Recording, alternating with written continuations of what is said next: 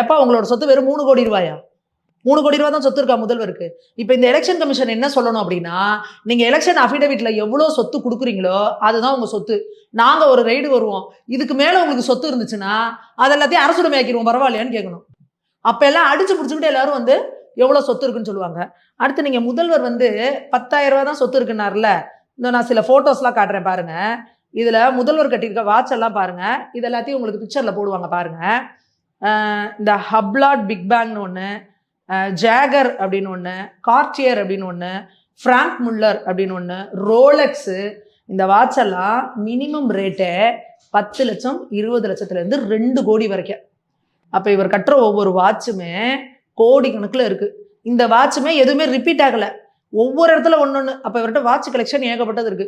இவர்கிட்ட இருக்க watch collection மட்டுமே பல கோடிகள் பெறும்.